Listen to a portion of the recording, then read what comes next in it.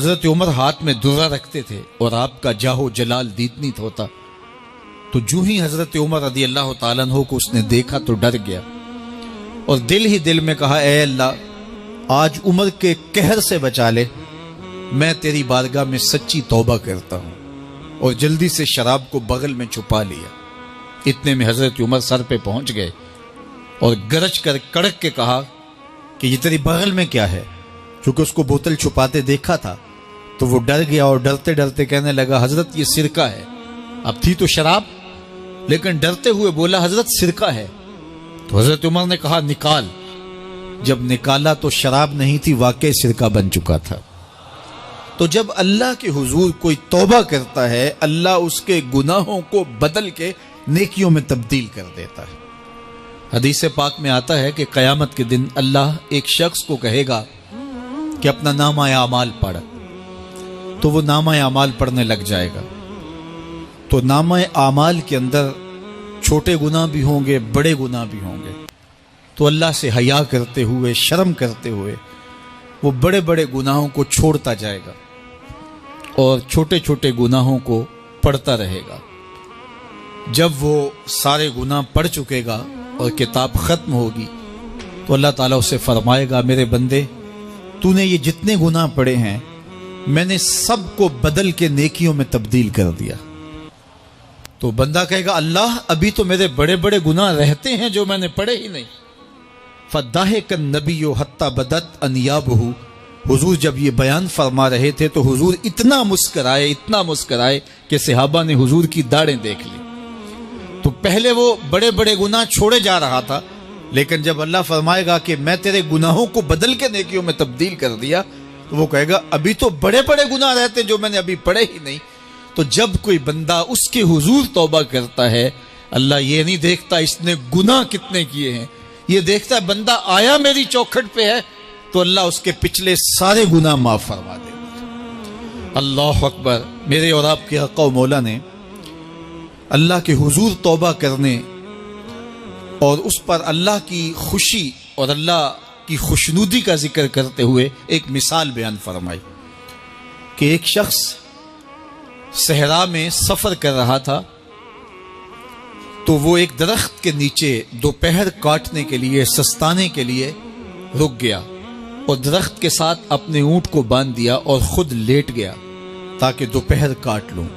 تھوڑی دیر کے بعد جب اس کی آنکھ کھلی تو اس نے کیا دیکھا کہ اونٹ ماں ساز و سامان کے ساتھ غائب ہے۔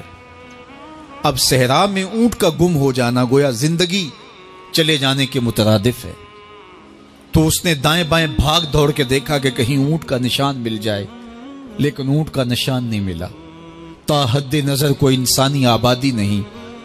وہ بھاگا اور تھک ہار کے دوبارہ اسی درخت کے نیچے بیٹھ گیا اور پیاس سے ہلکان ہوا جا رہا تھا اور درخت کے ساتھ ٹیک لگا کے لیٹ گیا اور موت کا انتظار کرنے لگا۔ جن لوگوں نے صحرا کا سفر کیا ہے ان کو اس بات کا اندازہ ہوگا کہ کئی 100 میل تک انسانی آبادی ہی نہیں، اب نہ کچھ کھانے کے لیے بچا نہ کچھ پینے کے لیے بچا، اونٹ بھی غائب ہو گیا، توشا بھی ساتھ ہی چلا گیا، تو اب ظاہر ہے سیدھی موت ہی نظر آ رہی ہے۔ تو وہ اس درخت کے ساتھ ٹیک لگا کے بیٹھ جاتا ہے اور موت کا منتظر ہوتا ہے۔ تھوڑی دیر کے بعد پھر اس کی دوبارہ آنکھ لگ جاتی ہے۔ جب دوبارہ آنکھ لگتی ہے تو تھوڑی دیر بعد پھر آنکھ کھلتی ہے۔ جب دوبارہ آنکھ کھلتی ہے تو دیکھتا ہے کہ اونٹ جو گما تھا ماں ساز و سامان کے اس کے پاس کھڑا ہے۔ تو صحرا میں اس حالت میں اونٹ کا مل جانا زندگی مل جانے کے مترادف ہے۔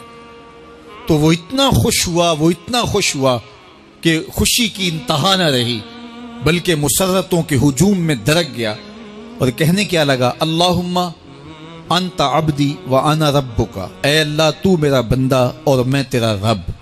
کہنا تو یہ تھا کہ تو میرا رب اور میں تیرا بندہ، لیکن مسرتوں کا ہجوم ہی اتنا تھا، خوشیوں کا ہجوم ہی اتنا تھا کہ زبان پہ قابو نہ رہا۔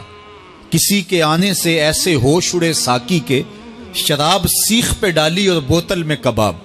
کہنا یہ تھا اللہم انت ربی وانا عبدک، لیکن اس قدر خوش ہوا جب بھی تیری قربت کے امکان نظر آئے ہم اتنے خوش ہوئے کہ پریشان نظر آئے۔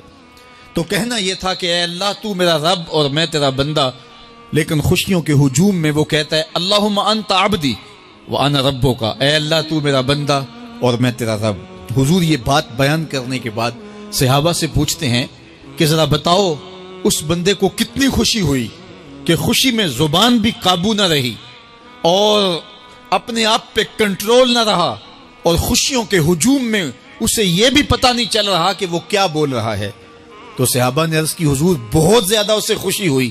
تو میرے حضور نے یہ بات کرنے کے بعد ارشاد فرمایا جس طرح اس کو گما ہوا اونٹ ملا اور اس کی خوشی کی انتہا نہ رہی، تو فرمایا جب کوئی شخص توبہ کرتا ہے اور اللہ کی حضور پلٹ کے آتا ہے، گناہوں سے معافی مانگ کے اس کی دہلیز پہ آتا ہے، میرے حضور نے فرمایا اللہ اس سے بھی زیادہ خوش ہوتا ہے کہ میرا بندہ میری چوکھٹ پہ آ گیا۔ تو وہ